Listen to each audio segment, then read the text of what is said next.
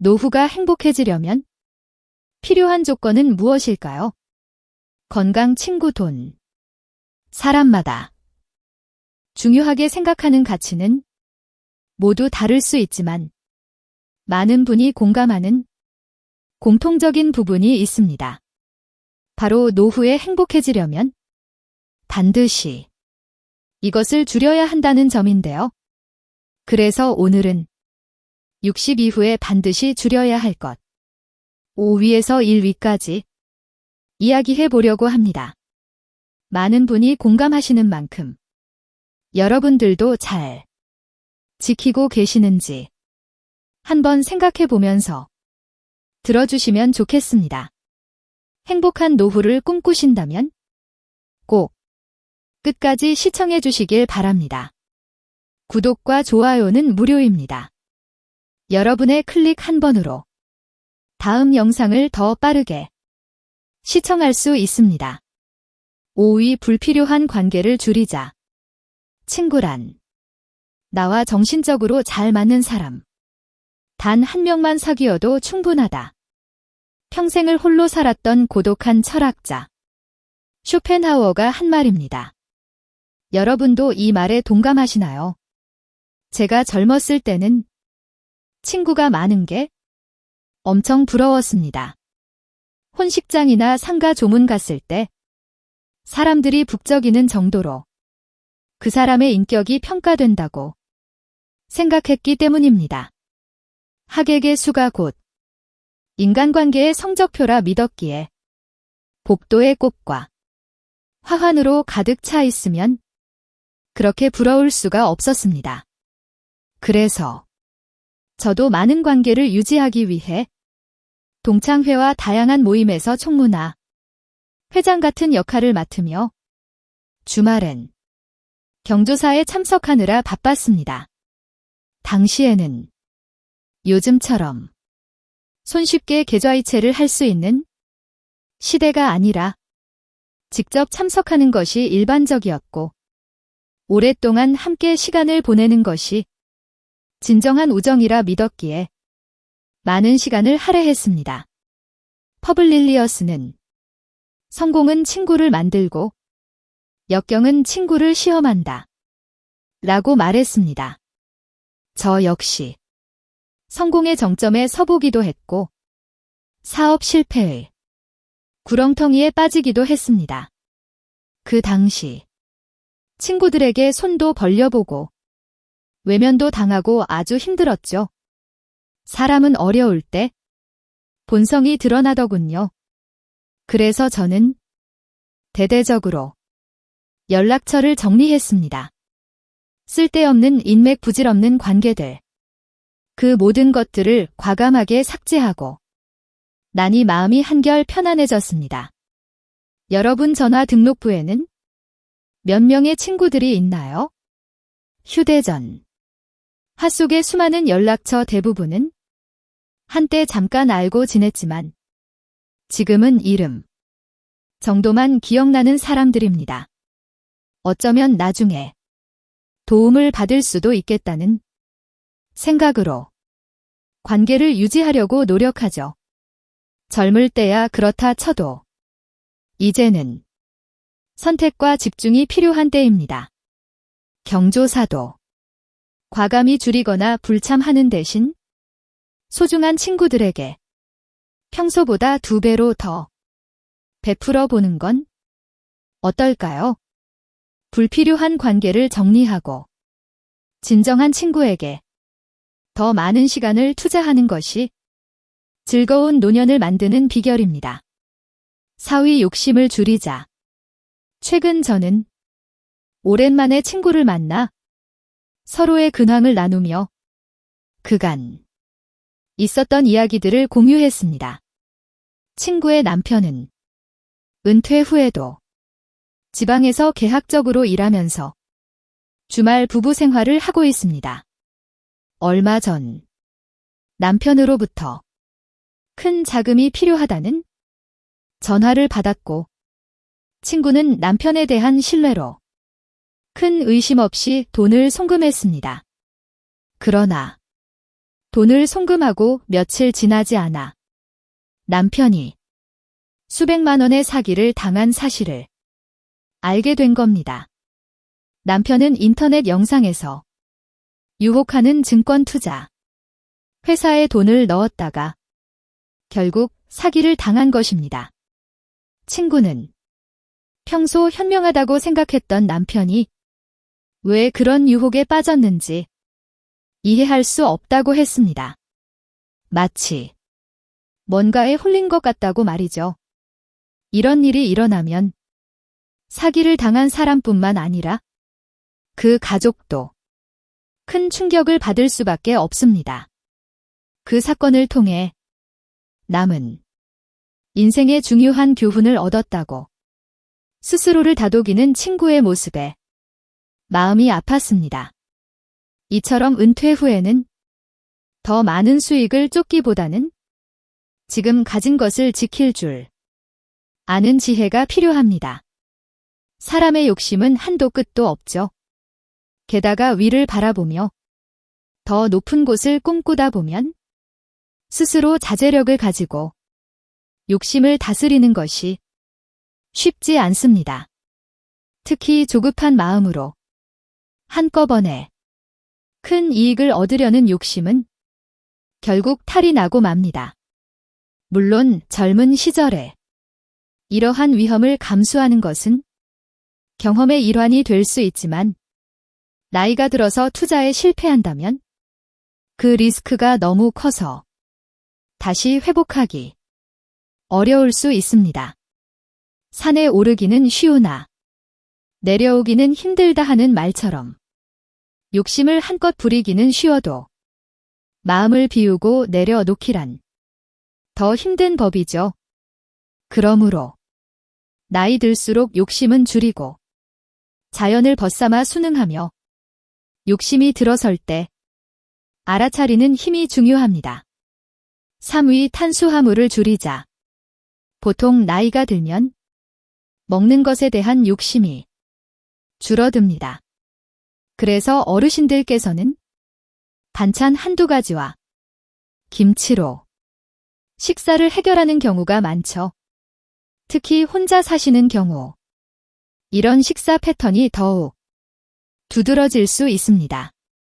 자녀나 다른 가족과 같이 식사할 때보다 반찬의 종류가 적어지고 냉장고에 있는 반찬으로 간단히 끼니를 때우는 일도 많아집니다. 그래서인지 우리나라 어르신들의 영양 상태를 살펴보면 전체 열량 중 대부분을 탄수화물로 섭취하곤 합니다. 반면에 단백질 섭취는 충분하지 않은 경우가 많고 염분 섭취량은 많으며 비타민 D 등 미세 영양소는 부족한 현상이 흔합니다. 한국영양학회에서는 이러한 문제를 해결하기 위해 5가지 식품군을 골고루 섭취할 것을 권장하고 있습니다. 이 5가지는 곡류 단백질류, 채소류 과일류 그리고 유제품류입니다. 지금부터 건강하게 장수하기 위해 꼭 알아야 할 3가지 식습관을 말씀드리겠습니다. 첫째, 조금씩 자주 섭취하세요. 많은 사람들이 이미 알고 있는 장수의 비결 중 하나는 소식하는 것입니다. 90세의 100세 장소 어르신들은 대체로 소식하는 경향이 있죠. 나이가 들면 소화액이 줄어들어 음식물 소화가 어려워집니다. 특히 저녁 식사는 가볍게 하는 것이 좋죠. 몸을 많이 움직이지 않기 때문에 살이 쉽게 찔 수 있으며 또 소화가 불편하면 숙면을 하는데 방해가 됩니다.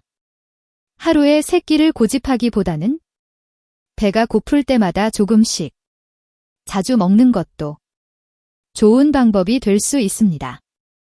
하지만 음식을 적게 먹을 때 염두에 두어야 할 것은 전체 열량을 줄이더라도 5대 필수 영양소 중 하나라도 결핍이 있어서는 안 된다는 점입니다.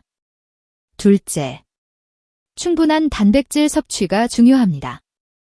우리 몸은 나이가 들수록 단백질 합성 능력이 떨어지게 됩니다. 이에 따라 단백질 섭취의 필요성이 더욱 중요해지죠. 단백질이 충분히 공급되지 않으면 근육이 줄어드는 근감소증이 발생할 수 있습니다.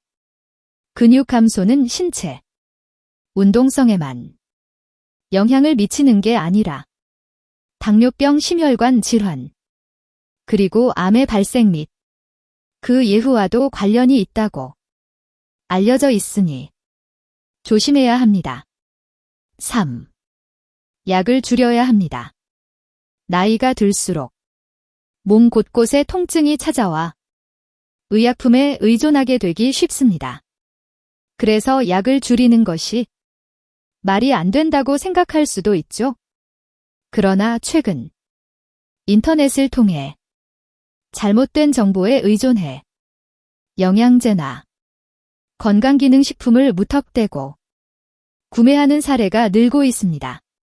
의사의 진단 없이 특정 부위에 좋다고 알려진 보충제를 과다 섭취하는 사람들도 많아지고 있죠. 이는 오히려 건강에 해를 끼칠 수 있습니다. 영양 전문가들은 자연 그대로의 식품에 우리 몸에 필요한 영양소가 더 풍부하다고 강조하고 있습니다. 3위, 말을 줄이자. 나이가 들수록 말이 많아집니다. 옛날에 무용담이나 자식 자랑으로 시간 가는 줄 모르고 수다를 떠는 어르신들을 자주 봅니다. 우스갯소리로 이런 말이 있습니다. 60이 넘으면 잘난 놈이나 못난 놈이나 똑같고 70이 넘으면 가진 놈이나 안 가진 놈이나 똑같고 80이 넘으면 살아있는 놈이나 산에 있는 놈이나 똑같다. 실제로 요양원에서 제1 대우받는 사람이 어떤 사람인지 아시나요? 돈이 많거나 전직이 화려한 사람. 아니죠. 가족이 면회 올 때 맛있는 음식을 많이 가져오는 사람이 최고라고 합니다. 나이가 들면 입을 닫고 귀를 열어야 한다는 한국 A라는 말처럼 말을 아끼는 것이 중요하죠. 연륜이 쌓이면 경험과 지식도 풍부해져서 어떤 것이 시행착오고 어떤 것이 지름길인지 파악하기 쉬워집니다. 그래서 하고 싶은 말도 많아지기 십상이죠. 하지만 나이가 들수록 아는 것을 모르는 척하는 지혜가 필요합니다. 최근 어느 인터넷 사이트에서 요즘 청소년들이 여러 방면에서 문제를 일으키는 것 같지만 사실 어른다운 어른이 없어서 그런 것이라며 어른들을 비난하는 글을 보았습니다. 그 한 청년의 글을 소개하겠습니다. 저는 취업 준비를 위해 시립도서관에 자주 다니고 있습니다. 그런데 도서관에서 청소년들이 큰 소리로 떠들어도 어른들은 혼내지 않습니다. 어른이라면 청소년들의 잘못을 바로잡아야 하는데 거리에서 담배를 피우거나 공공장소에서 시끄럽게 해도 대부분의 어른은 그냥 방관할 뿐입니다. 라는 식의 글이었습니다. 그러나 저는 여러 경험을 통해 청소년들이 부모님, 연배의 사람들 앞에서 담배를 피운다면 그들을 충고하지 않고 묵인하는 것이 후유증을 줄이는 방법이라고 생각합니다. 나이가 들면 자연스럽게 경험이 축적되고 아는 것도 많아지며 이를 바탕으로 간섭하고 싶어집니다. 그러나 이러한 본능을 자제하지 않으면 안 되는 시대가 되었습니다. 사람은 젊을수록 자신이 세상의 중심이라고 생각하게 되죠. 그래서 나이 든 사람의 조언이나 격륜을 받아들이지 않습니다. 내가 알아서 할 테니 참견하지 마. 라는 생각이 그들의 머릿속을 지배하고 있는 것입니다. 이러한 차이가 갈등을 일으킵니다. 나이 든 사람들은 저걸 왜 못하나 하며 속 끓이는 것. 그 역시 자연스러운 반응입니다. 그러나 나이가 들면 젊은이들보다 자신의 본능을 잘 다스리는 것이 지혜로운 어른의 모습일 겁니다.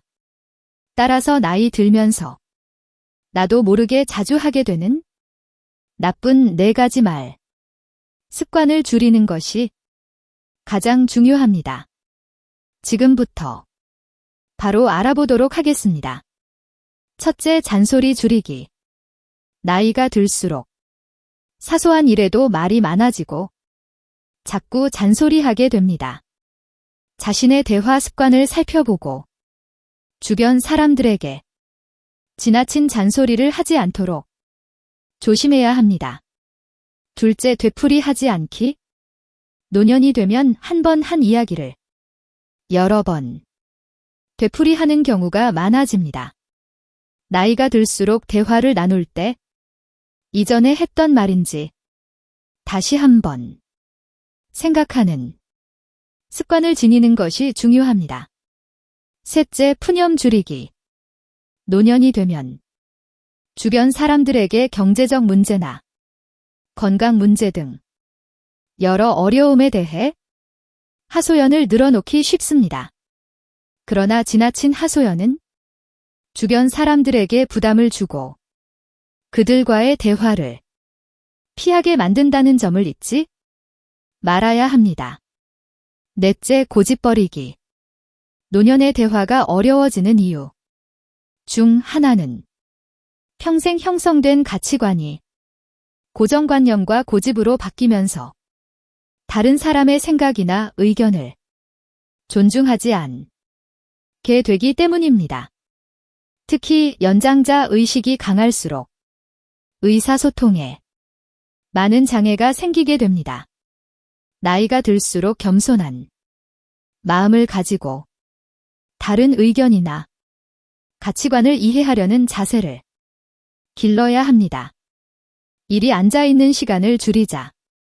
여러분은 하루에 앉아있거나 누워있는 시간이 얼마나 되시나요? 나이가 들수록 앉아있는 시간이 더 길어지고 있지는 않으신가요? 많은 사람들이 운동의 중요성을 알면서도 귀찮아서 또는 움직이기 싫어서 하루 종일 소파에 앉아 보내는 경우가 많습니다. 우리나라 사람들의 운동 부족은 이미 위험 수준에 도달한 상태입니다. 통계에 의하면 한국인의 절반은 세계보건기구가 권장하는 신체 활동 수준에 도달하지 못한다고 합니다. 장시간 앉아 있으면 복부 근육이 약해지면서 뱃살이 나올 수 있고 복부 혈류가 감소해 지방이 쌓이게 됩니다. 몸은 단련하지 않으면 점점 약해지고 쇠퇴할 수밖에 없습니다. 나이가 들면서 신체 기능이 떨어지는 것은 피할 수 없는 일이지만 그 속도와 시기를 늦추는 방법은 매일 꾸준히 몸을 움직이는 습관일 것입니다. 90세에 100세 장소 어르신들을 보면 누워 쉬면 편할 텐데 부지런히 몸을 움직이십니다. 그들은 집안일을 하거나 동네를 산책하는 등 활동적인 편입니다. 이러한 생활 습관은 여러 연구를 통해 입증되었습니다. 건강에 대한 연구 결과에 따르면 하루에 앉아있는 시간을 단 30분만 줄여도 신체 활동이나 체중 감소와 비슷한 수준으로 혈압을 낮출 수 있다는 연구 결과가 나왔습니다.